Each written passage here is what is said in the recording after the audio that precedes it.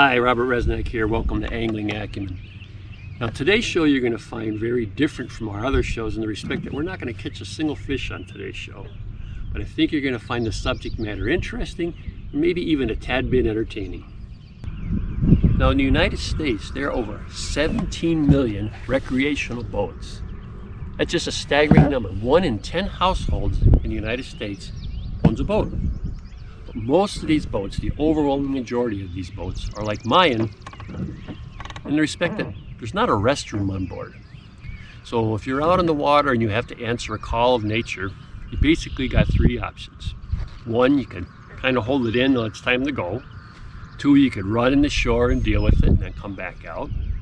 Or 3, you can answer that call of nature while you're out in the boat. And that's probably the option that most often occurs. Now the problem is when boat designers, engineers get together and build boats, they're thinking of things like rod lockers and seating arrangements and motor mounts, and they're not thinking about people relieving themselves. So the boats really aren't designed for that.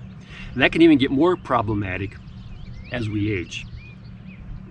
That's right! That old devil time and a growing prostate can combine to make boat-bound potty sessions a troubling challenge. Deep-sided boats as well as ultra-shallow gunnel boats, along with rough water conditions, can all help prevent you from reaching your mark. Nobody wants problematic pee-pee stains and odors on their beloved boat. But good news! Now there's ExtendoTube, the finest maritime urinary assistance device ever conceived. Now you can be a urinary marksman, hitting that aquatic target and protecting your watercraft in the process. That's right, now we have ExtendoTube, which makes those boat-bound potty sessions a whole lot easier and a whole lot neater.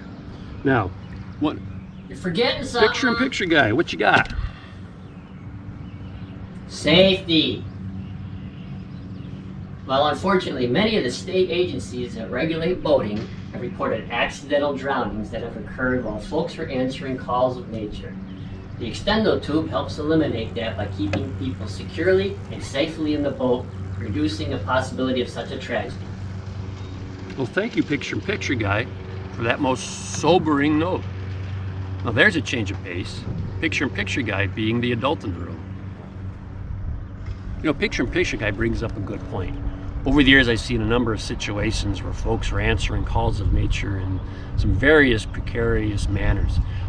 Sitting on the side of the boat, leaning against a trolling motor, or even a couple of cases sitting on the cowling of the outboard. Not safe. So another great advantage of the ExtendoTube is keeping your feet firmly on the floor or safely seated in the boat and getting your call of nature outside the boat. Just a win-win situation there. You know what? I think we should bring back picture-in-picture guy and have him explain to us how we make our ExtendoTubes. When I'm calling Picture-in-picture guy, what the heck's going on? I'm rehearsing for the big Slim Whitman karaoke competition for this All right, you think you could put the pause on your Paloma Blanca for a bit and head to the workshop and show our folks how we make our ExtendoTubes? Think you could do that for us? All right.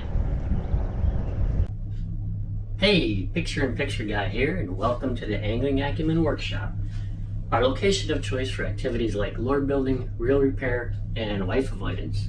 Alright, we're going to be holding class here, and the name of this course is ExtendoTube Fabrication 101. Let's get started. Okay, the first step in ExtendoTube fabrication is to secure the correct raw materials. And what one needs to get is an old school hollow plastic baseball bat. It's been around for generations. People use them for mainly playing wiffle ball, and not as readily available at brick and mortar retailers as it used to be as the industry's transitioning to the foam style, but fairly easy to find online. Now what's nice is there's enough variety in size and style in these bats that individuals can select one that meets their personal needs. Now by far, most guys will get along perfectly fine with your classic 30-inch hollow plastic baseball bat. Then again, others that maybe tend to be more portly in the pertinent area or have accuracy issues, then maybe the jumbo is more in order. And then again, some folks will get along just perfectly fine with the little slugger model. And hey, that's okay. I'm not here to judge. Alright, time to make an extendo tube. First, make sure we don the proper safety attire. Then we want to take our bat and secure it.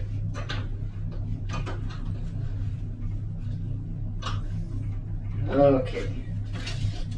Then we need a saw. In my case, mine might have some parts and chunks on it from the last time I cut off a set of deer antlers, but that's not going to hurt nothing. Alright. Yeah, we're just going to position ourselves on the very end of the bat and cut the end of the bat off.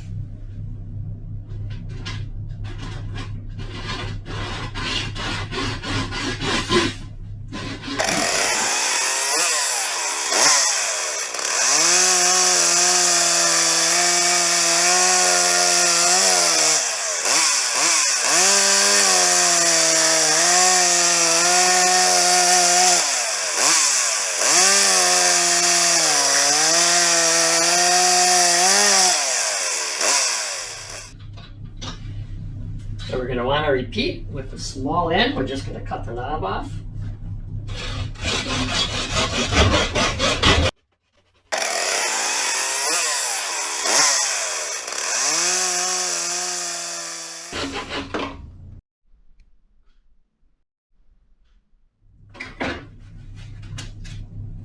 And then a very important step, we want to take some fine grit sandpaper.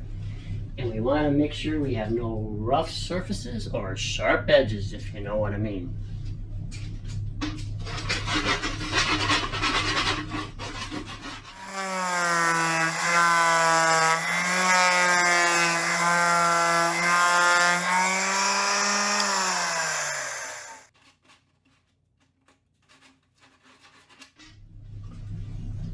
Now the small end is the part of the extendo tube that's actually outside the boat, not making contact with anyone's parts at all, but for cosmetic purposes and that professional look, we're going to sand that too.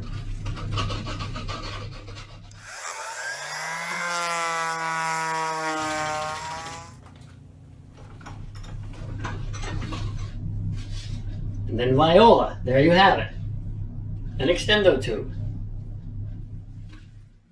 Alright, at this point in the tutorial, I would like to editorialize, if I may.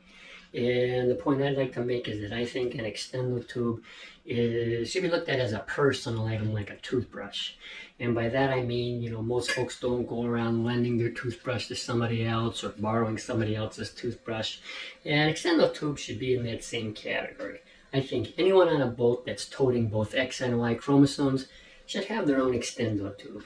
And the fact that they come in different colors and styles makes it that much easier to keep track whose is whose, and they store relatively easy on a boat. Just saying. Alright, one more important point I have to bring up. How is it even possible that Eli Wallach was not awarded the Oscar for Best Supporting Actor for his portrayal of Tuco in The Good, the Bad, and the Ugly? How is it even possible?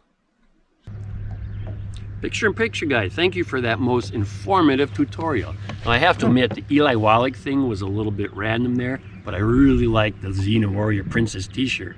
You truly are a slave to fashion. Now there is a real life story behind the development of the extendo tube, and that was shared by Brad Lines with me. Brad's a longtime friend and former co-worker, and his dad Jim Lines lives in Iowa, and he often takes elderly and retired farmers out fishing. Jim's got a rather large boat, so these guys have oftentimes had a difficulty getting their calls of nature outside the boat. So Jim came up with the idea of whacking the ends off of a plastic wiffle ball bat, thus creating the extendo tube. Turned out to be a win-win-win situation for everybody involved. Now, one more thing I'd like to mention. We just finished the extendo tube jingle. Would you like to hear it? All right. Well, I'd love to hear it. When you gotta go pee, don't be a rube. Remember to use your extendo tube. Extendo Tube, the finest maritime urinary assistance device ever conceived.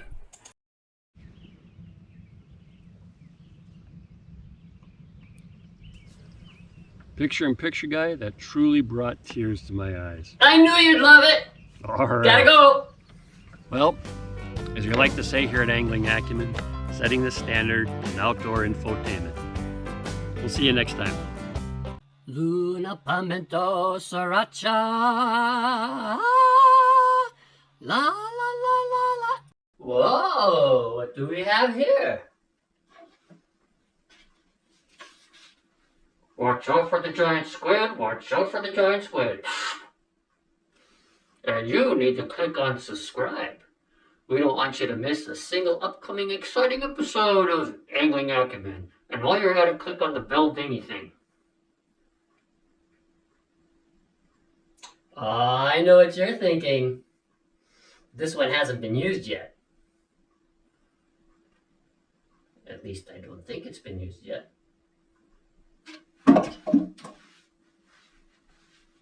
Hey, anybody know where the Listerine and that Purell dispenser went to?